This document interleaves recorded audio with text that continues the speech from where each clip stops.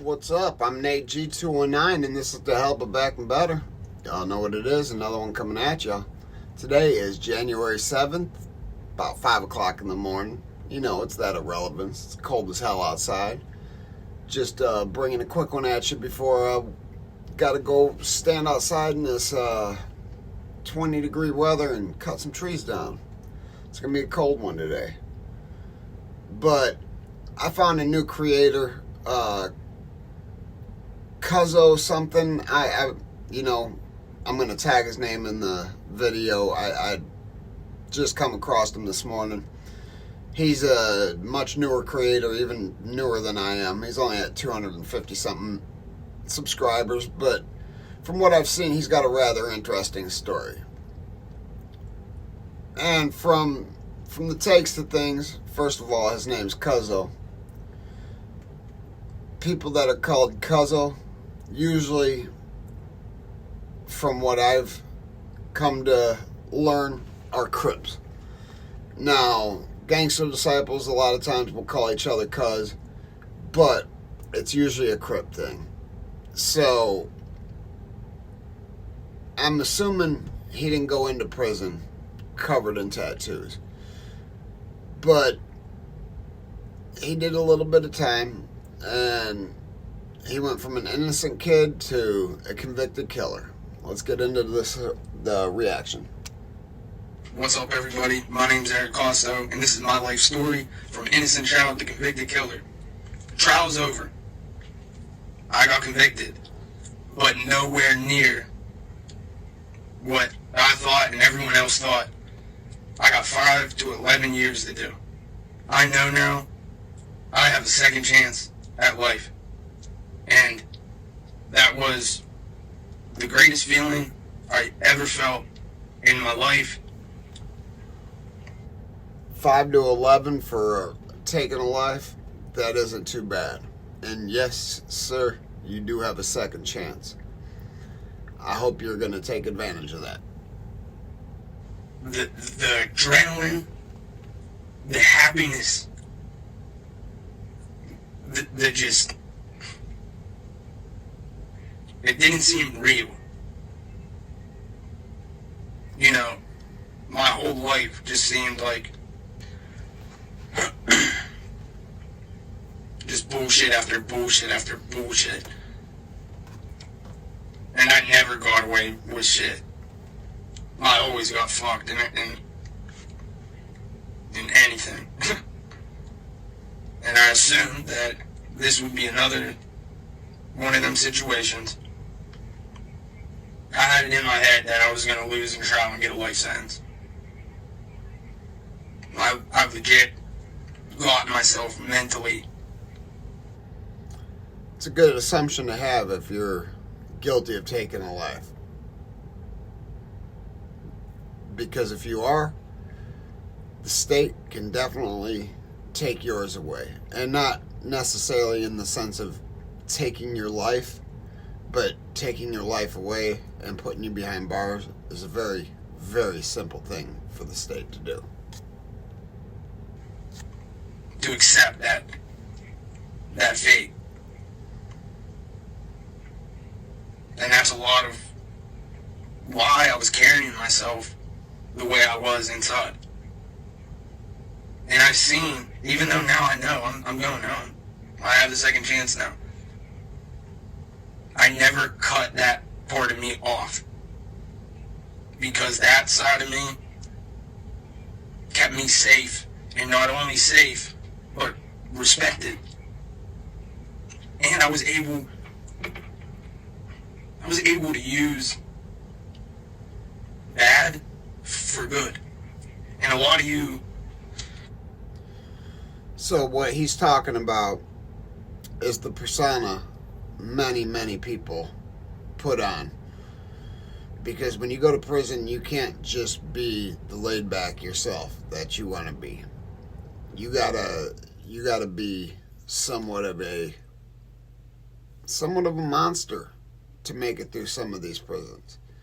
You gotta have your head on a certain way, and mentally and emotionally deal with the incarceration itself, it's not easy.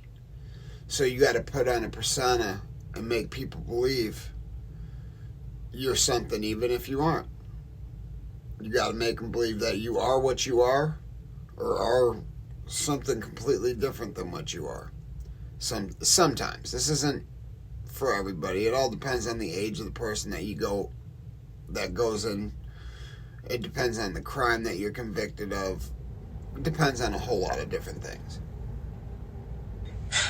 A lot of you know, I'm not going to say your names, I'm not going to be on no embarrassing shit, but a lot of you that grew up with me, and you went to the county while I was locked up for that shit, even though I knew you were talking crazy shit, and this isn't just one person, no, this is for y'all, for y'all. I made sure, even though I knew how much shit y'all were talking, how y'all hated me and wished me fucking life in prison. Who protected y'all in there? Who made... So, I do have something to think about that. If your own friends are wishing that you get life in prison and you're still helping them and you're feeding them, it only leads me to think that maybe if you hadn't been kind to them and had done what you'd done, maybe they would have been able to incriminate you in more ways or something along those lines. That's just my take on it, and that doesn't mean it's true. I mean, call me out if I'm not being truthful, but you're home now, and in order to become a productive member of society, you got to let bygones be bygones. The people that wished me bad and did me wrong, for the most part, written them out of my life. Now, some of them, no, it's not as easy, and I get that, but even the guy that put me in prison, I salute. He saved my life. I mean, he was just God's tool of giving me a timeout. Sure, y'all were not only safe and no one was fucking with y'all or taking y'all shit, but who fed y'all? Like, got y'all calls, phone calls, like, you guys can say what you want about all the evil things that I did while I was locked up. You guys just know the end result. None of y'all know the real story. So now, for the first time ever, I get to explain, for real, why I did all those things that now everyone just uses and views me as some monster. Like, let's get this straight. I hate violence. I would rather have friends than enemies. So, who would not rather have friends than enemies? Honestly, it takes so much energy to be angry and to carry animosity and carry the hate. It takes a lot more energy to carry that than it does just to put a smile on your face, just to be happy, just to let things go. It's a lot easier, I've learned. And no, when I was young, I'm sure at his age, because I'm sure he's not 43 years old, but in my early 30s, in my 20s, letting something go, yeah, good luck with that. Couldn't tell me anything. And as long as you're, like, respectful, I could get along with anyone. Like, that's always going to be me. But don't ever take my kindness for weakness. because I will always protect myself and everyone that I love and care about. I will go to the extreme for. And I know what I'm capable of, and I also know what others are capable of. And if you want to be able to keep yourself safe and stay. Okay, so after coming home from prison, I had a good few years to where the convict was still in me. I was still in the mode of being in prison and having that mentality. And still sometimes, even today, I've been home for 7 years almost. Even still today, there's triggers. But you have to realize that in order to remain with your family and your loved ones, you've got to change your way of thinking. You've got to change everything. People, places, and things. In order to change your life, you've got to change everything about it. And people, places, and things are the main reason people end up going back to prison and find themselves back in the loop. Another big cause is being sentenced and having probation, having to deal with the courthouse. Some people aren't able to pay, end up going back to prison. Some people just aren't able to 100% listen to somebody after they've done time in a maximum security prison. That was my problem. I didn't want to listen. Just get me off this probation.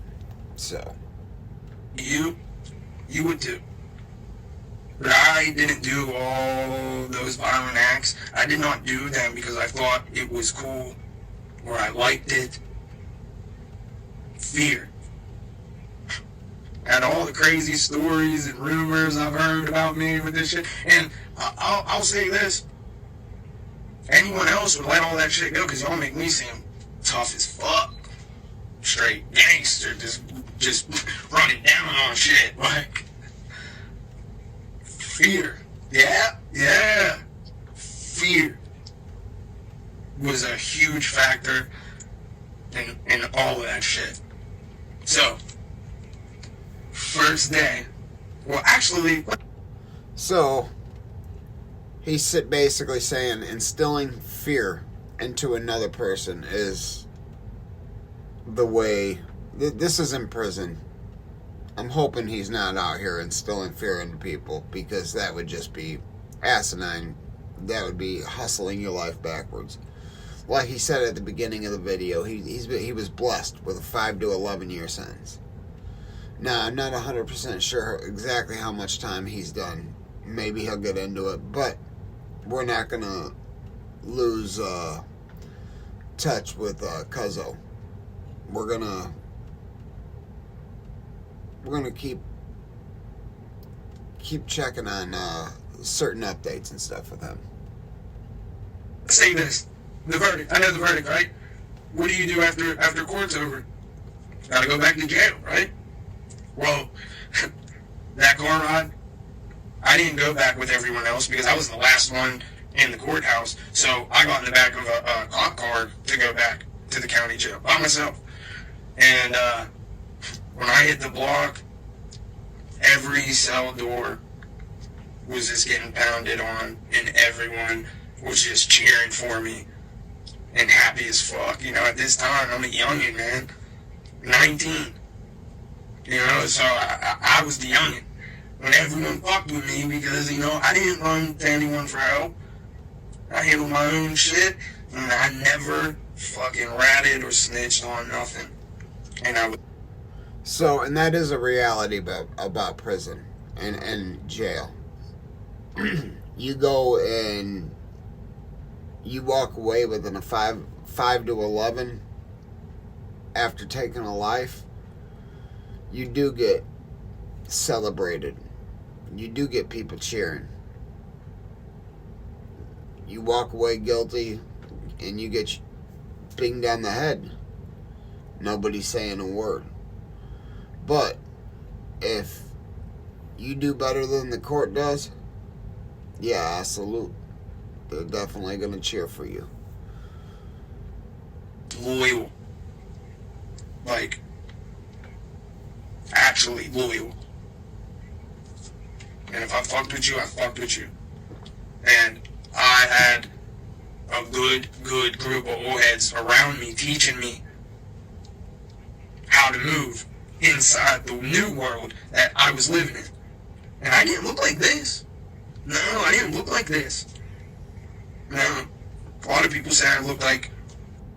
I'm assuming most people don't go to prison at 19 with face tattoos and all sleeved out and shirted out and stuff like that. People don't go to prison like that at the age of 19. And you don't have to do that, but many do, especially the youngsters. When you go in at 19, chances are you're coming out with face tattoos and all sorts of tattoos everywhere. I mean, I even going in at 30 something, I don't know the exact age, I'd have to count back, but even at 30 years old, I came home with a whole bunch of tattoos. I wasn't going to tattoo my face or my neck. I promised my mother I would never do that, and that was the promise I kept. I'm grateful I did too. Justin Bieber. Yeah, what I looked like when I first went into prison. Yeah, it's hold on, we'll see.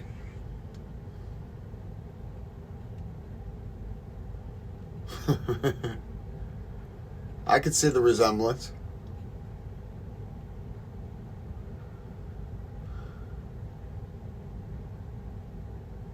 Ooh, Marilyn Bieber.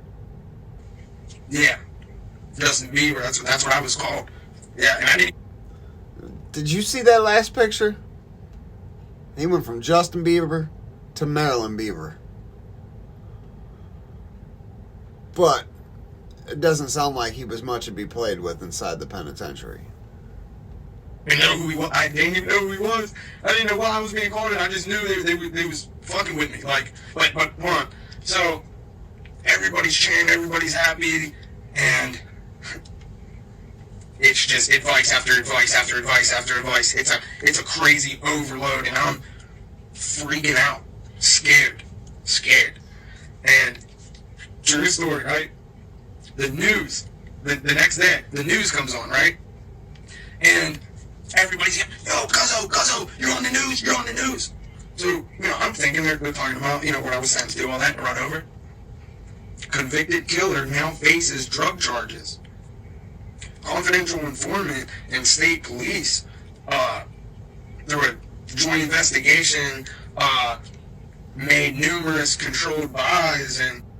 So, if you are fighting a murder case and you beat the court in any way, shape, or form, and he beat the court by getting 5 to 11 years, they're going to try to give you anything and everything they can ever conjure up on you, like an old drug case or something. I can definitely see that happening, because if you're walking away with 5 to 11,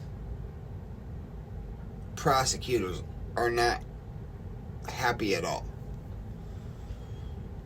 Blah, blah, blah, blah. And I'm like, what? That ain't true. Like, what the fuck? That didn't happen. I'm like, what the fuck? I get on the phone. My people don't know. Like, what? Boom. All of a sudden, I get called to the desk, right? The CEO, hey, you gotta go down to RBC. That's where you get new charges. I go down there. Guess what I'm facing? 5 to 10 years I'm facing for 2 bad sales of heroin to an undercover state cop. Yeah, so guess what? I gotta go back to... That doesn't in the least bit surprise me, especially after you already a convicted felon, in this case a convicted murderer or killer. I don't know what his exact conviction was, but facing 5 to 10, I was facing 6 to 110 for which they said was 2 transactions, which one of them was quickly dismissed and ended up pleading guilty to one count of dealing in heroin, and I was given a 10-year sentence, 4 of it suspended, so 6 years in the Department of Corrections for a $20 bag, 0.26 of a gram. I'll pull up my paperwork, guys. I can show you. It was 0.26 of a gram. The second transaction that was dismissed was 0.14 of a gram. So 4 $10 bags was the total of the charges. But I was convicted of a quarter gram. So, yeah, 5 to 10 years, not outlandish at all. But there we go. Boring. And now that I have new charges, I have to fight those charges. So now celebration goes into panic. Like, do I have to do another year in the county before I go to prison? Am I gonna get 5 more years? Like, what is about to happen?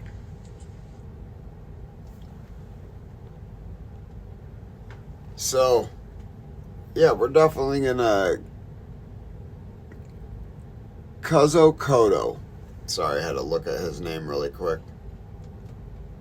He did the vertical, and I just don't like the vertical recording when I'm doing any recording. It just is weird to me, guys.